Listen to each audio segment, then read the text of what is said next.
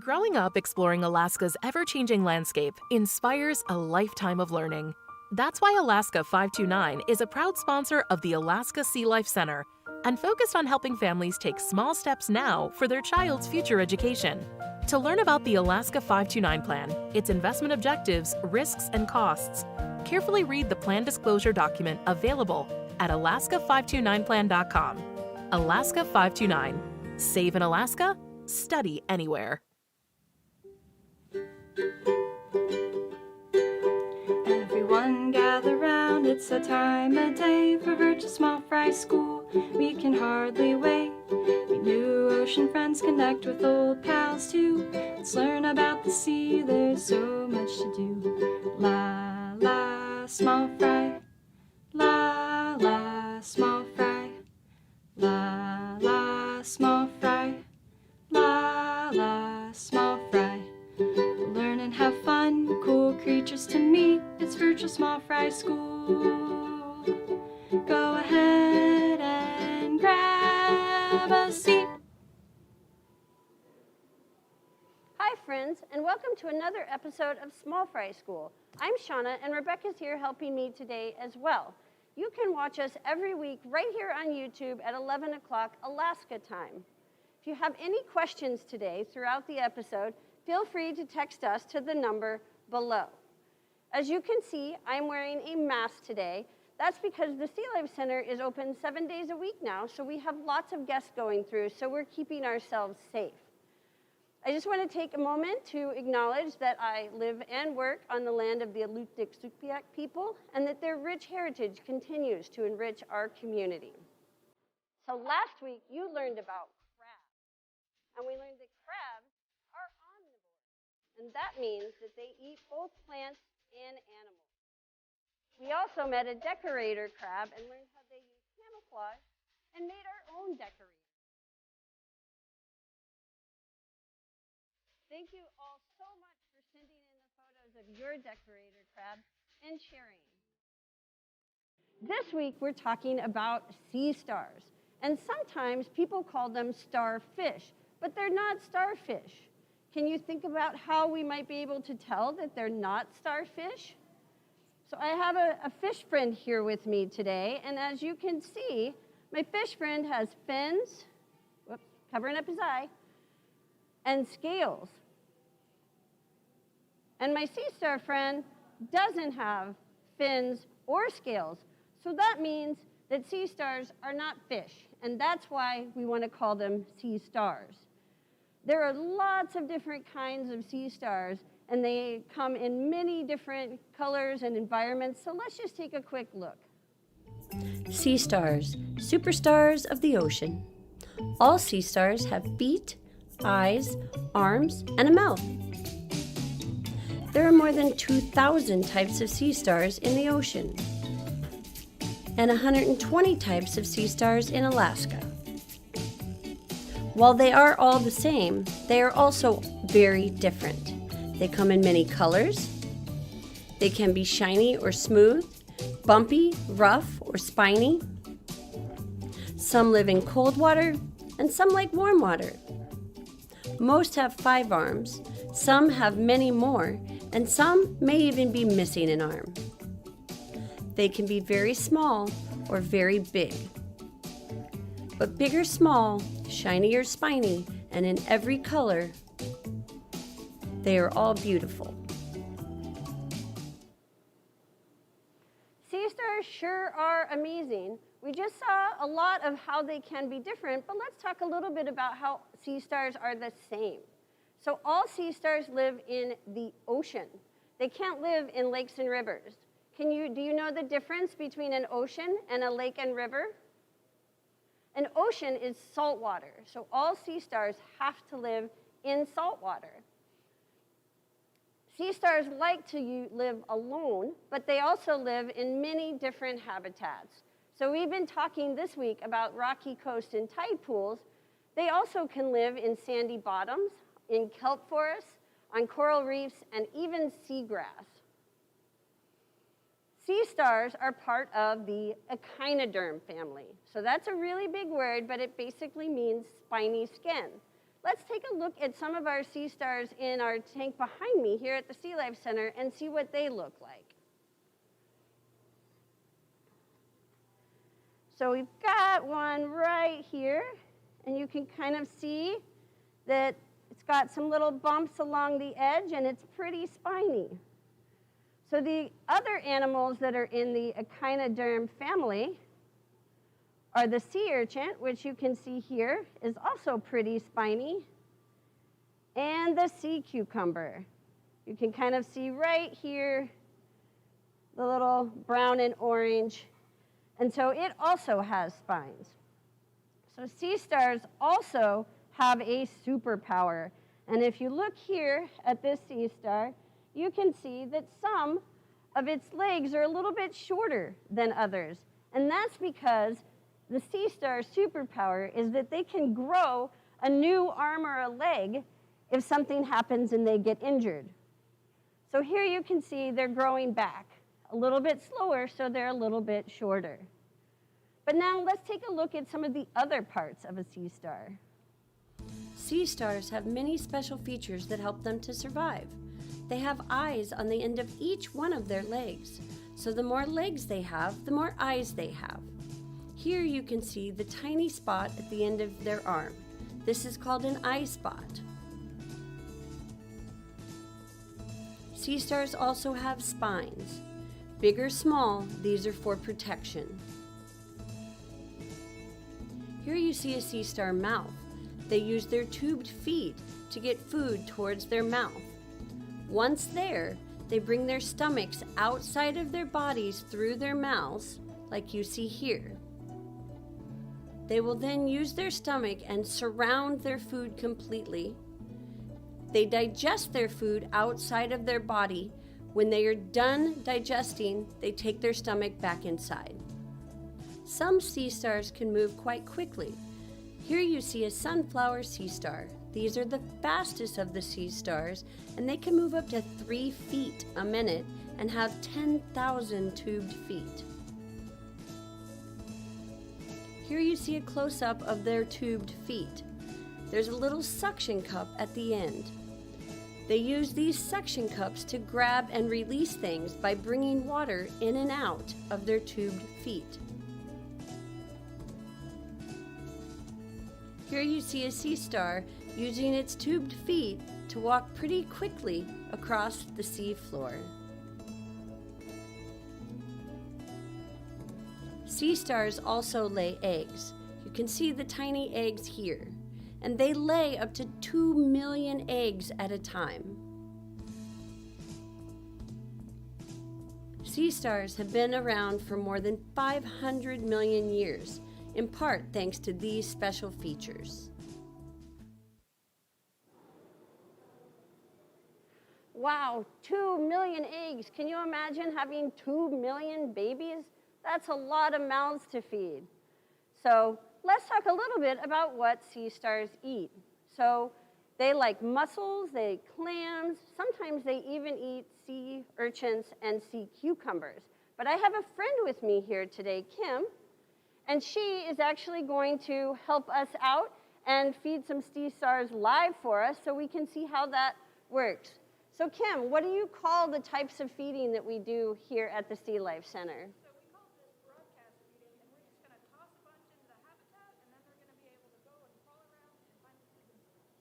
So just like they do in the wild, a lot of times they find just what they're going to eat along the ocean floor. So we just sprinkle it in, and then they can find what they'd like. Let me go to the other camera and see if we can't get a closer look of some of them eating. So you can see here we have a little tiny sea star here. And right in the center, just like you saw in the last video, is its mouth. And here you can see that we're dropping some food just in front of the sea stars. And they're usually pretty slow, but they will move to come and hunt down their food. And let's see if we give this little guy a little piece of his own, if he can move it around and eat it for us.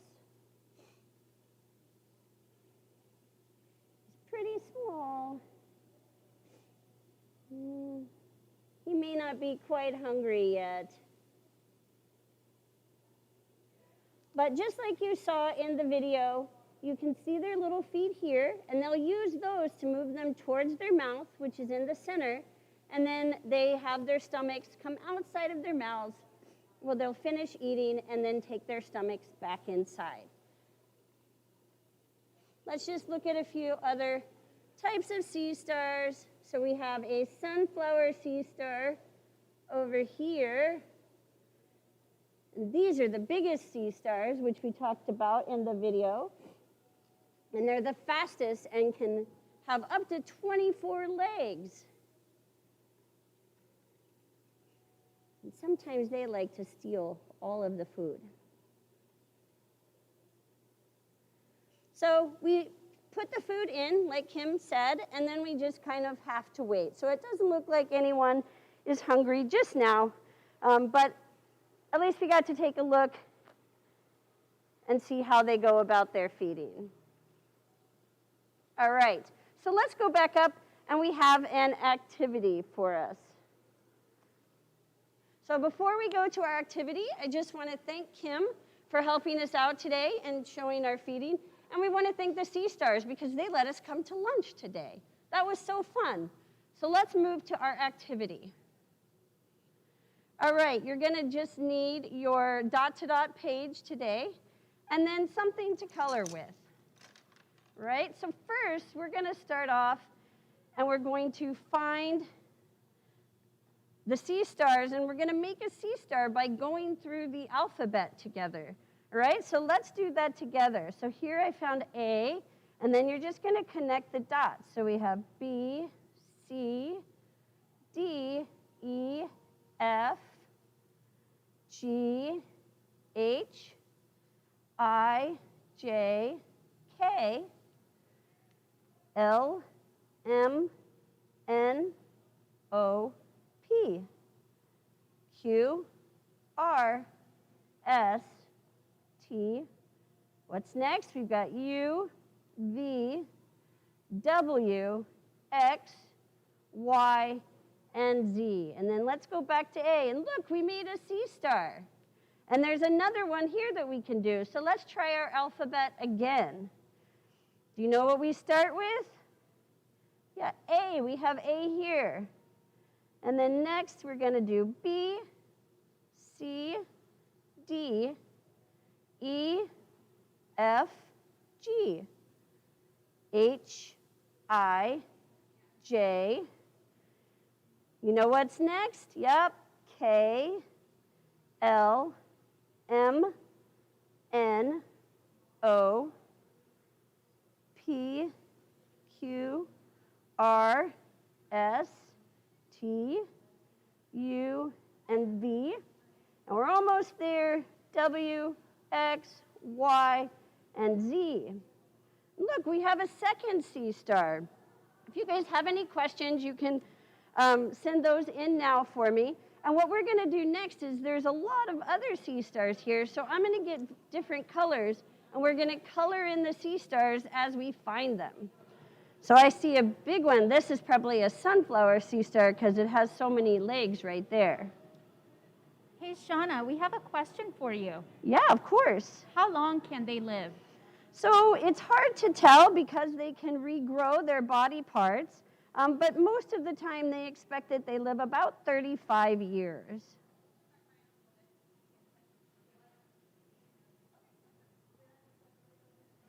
All right, this is a big one. Color him in. Shauna, can sea stars swim? They cannot. So sea stars, just like we talked about when we decided that they weren't fish, they don't have any fins. So if they want to move through the water, they either have to walk along the ocean floor like you saw, or they just have to drift through the current. So I see another one here.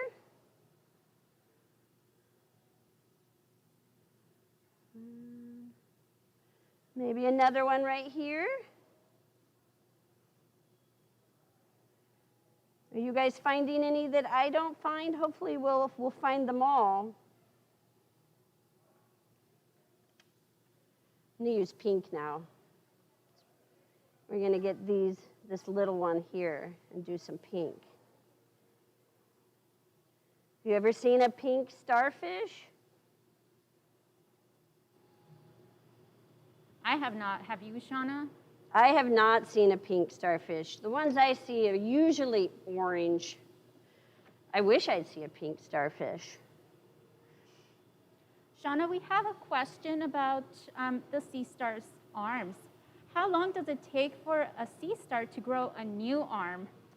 So that also kind of depends. It does take a pretty long time. And actually, the sea stars that live in warm water grow their legs back quicker or their arms back more quickly than the ones that live in cold water, because we all move a little bit slower in cold water. Got another one here. We do have one sea star here at the Sealife Center. One of our sunflower sea stars is almost pink. It's kind of a little bit purple. Here's a big happy starfish. Shauna, I have a really good question. Okay. How many pounds is the largest starfish or sea star, and how small is the smallest? Our Aquarius Kim is here, so maybe she can help us. Kim, do you know how much the biggest starfish weighs? I think we've stumped Kim. So I'm not sure exactly how much they weigh, but the biggest sea star is the sunflower sea star, and they can be up to 3 feet wide or 3 feet around. So that's probably almost as tall as you, so they've got to be pretty heavy. And then there are starfish that are just as small or even smaller than the starfish that you see here, because they all start out as little larvae and they have to grow up. And those would weigh almost nothing. Okay, we've got a couple more to color and find. Are you guys finding all of the different sea stars? Another question, can sea stars live out of the water? So sea stars, obviously, they need the salt water to live, but they also live in the tide pools like we've talked about. So sometimes the tide will go away and take the water away, and they're left on the sand. So sea stars can live out of the water for about 20 hours or a little bit longer. So it's really important if you go out to the tide pools and you see a sea star, even though it looks like it's out of the water and maybe is hurt, that you leave it there, because it's alive and it's okay. It's just waiting for the water to come back so that it can go back out to the ocean. Right, we're almost there. Just got a couple more to color. Now let's color the ones that we made ourselves with our alphabet dot to dot. I like to color the dots a different color. Shauna, I have a question for you. Absolutely, Rebecca. Do you have a favorite sea star, either here at the Alaska Sea Life Center or sea stars that you've seen when you've been diving? I do. My favorite sea star, I have two favorite sea stars. I like the sunflower sea star because they come in so many fun colors and they're so big. And then there's something called a crown of thorns, and it's actually bright purple and has big giant spines, and it's about as big as the sunflower sea star as well. And I like that one. How about you, Rebecca? Do you have a favorite? I do. I like bat stars because their arms have a webbing in between them, kind of like a bat. And they're really colorful, and I love the colors. That's really fun. Mm-hmm. I've never seen a bat star. Do those live in California, where you're from, Rebecca? Yes, that's Well, what I've seen. now I'm going to have to go to California so I can see a bat star. Yeah, go to California. Naomi says, we have a sea star, and it can move fast. We do. Some of the sea stars, especially when they're hungry, can move really fast, even though it seems like they shouldn't be able to. And talking about that, Elijah wants to know, how fast can they move? So most of them move pretty slow, and it kind of varies depending on their size. But like we've said, that the sunflower sea star, it just has so many amazing qualities. So it's also, in addition to being the biggest, it's the fastest. So it can move about 3 feet in 1 minute. So that's, again, about as tall as you are. They can go that distance in 1 minute. So for a sea star, that's like an Olympic champion. So I think I've colored all of the sea stars. Now you want to count with me? Wait, we have another question. We have a couple more questions. Perfect. Why do they get their bellies out when they eat? I don't really know why. It's just kind of the way that they are made, but their systems are mostly water. So they don't have any way, real teeth, to be able to process their food. So they have to put their food inside their belly, and it's easier to do that outside of their body than it is inside. I'm glad I get to eat with my stomach inside, though. Me too. Couple more things. Mason loves to go to the museum in Anchorage and seeing the sea stars in the Discovery Center. That's awesome, Mason. Yeah, that's really fun. And one last question. Can a starfish live in the abyss, the deepest part of the ocean? They can. There are some sea stars, not all of them, but there are a lot of different sea stars that do live all the way down in the deep. So when we learned about the abyss, we learned that the animals, a lot of them have very soft bodies so that they can live in the pressure of the water down there. And so sea stars are made perfectly for that. So they actually really like it down there in the dark. All right, so now, if you guys have found and colored all of your sea stars, let's count these together and see how many we have. So we have 1, 2, 3, 4, 5, 6, 7, 8, 9, 10, 11, and 12. Did you find 12? I'm just going to write up here at the top that I found 12 sea stars. And you do that with a number 1 and a number 2 together. So you all can go ahead and color the rest of your seascape or sea adventure if you would like. But right now, we're going to move on to story time here in a minute. So I want to thank Alaska 529 for their ongoing and continued support.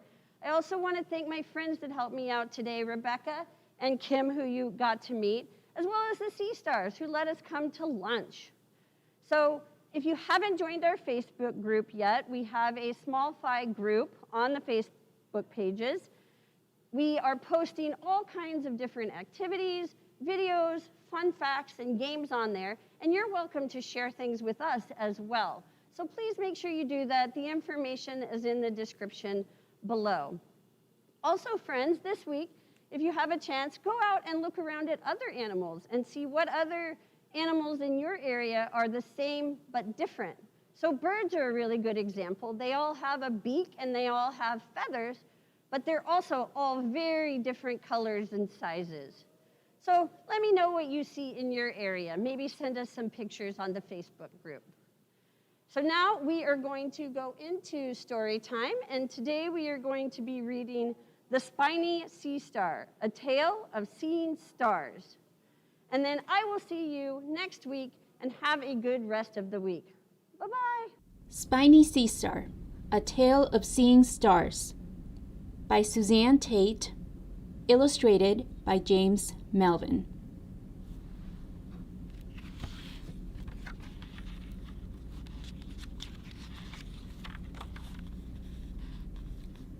Spiny Sea Star was a spiny-skinned animal. He was made up of prickly little plates that helped him move.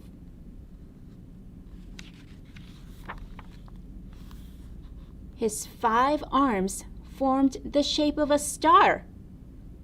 Spiny was often called a starfish, but he wasn't a fish at all. I am a sea star, said Spiny.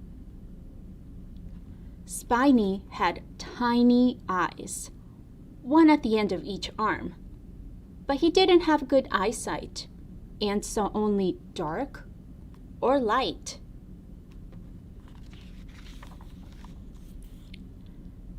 Thousands of tube feet lined his spiny arms. There were little gills in them. Spiny could breathe through his feet. The star-shaped creature lived with his family at the bottom of the sea. The sea stars could walk along, one arm at a time. Tiny suction cups on their tube feet helped them move.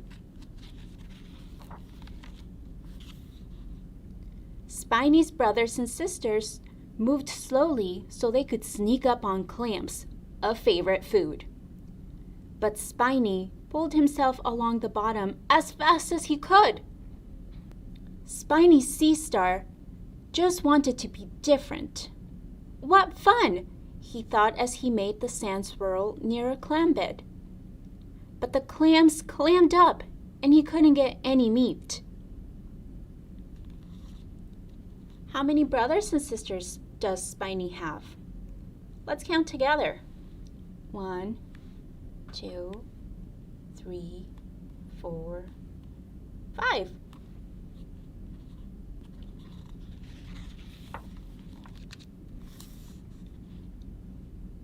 Spiny, Spiny, can't catch a clammy, his brothers and sisters chanted. They knew that a sea star needs to sneak up and put its arms around a clam. A sea star must hold on tight, they told Spiny, until the clam opens up to breathe. Then you can slurp a juicy treat.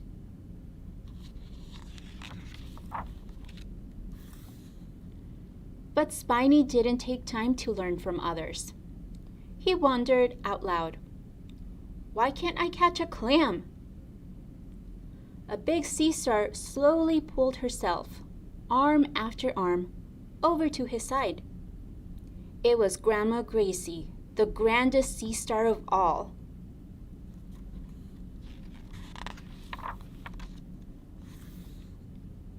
"Watch your brothers and sisters," she said. "See how they take time to catch a clam." But Spiny just didn't want to listen. He still rushed around, quickly grabbing clam after clam. But the clams clammed up again.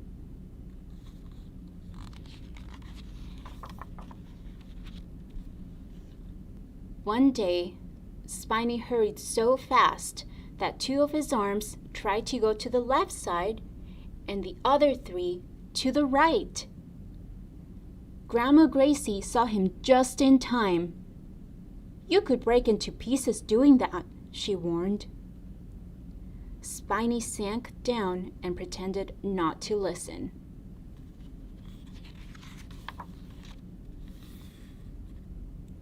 "Let me tell you about your cousin, Silly Sea Star," Grandma Gracie said. "When he was just a little star, he moved so fast that he broke into 5 pieces. He grew into 5 new stars and never was the same again." But Spiny didn't listen. "That's just a tall tale," he said. "Count the sea stars with me.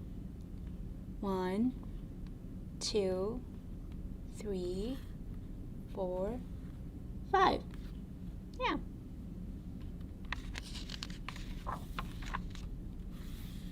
One night, Spiny dreamed about Silly Sea Star. He saw spiny arms fly off and grow into 5 new stars. Spiny woke up with a start. Grandma Gracie pulled over to him. "What's wrong?" she asked. "I was seeing stars," he exclaimed.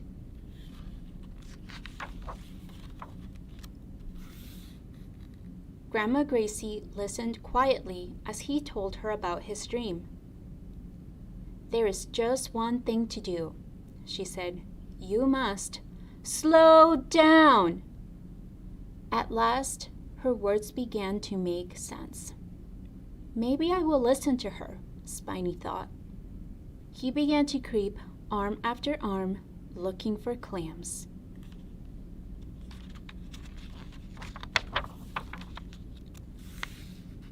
Spiny sneaked up on a clam and put his 5 arms around it. He waited patiently. When the clam opened its mouth, Spiny slurped a tasty treat. Grandma Gracie was right, he said to himself. If you take the time, you can find many more treats in life.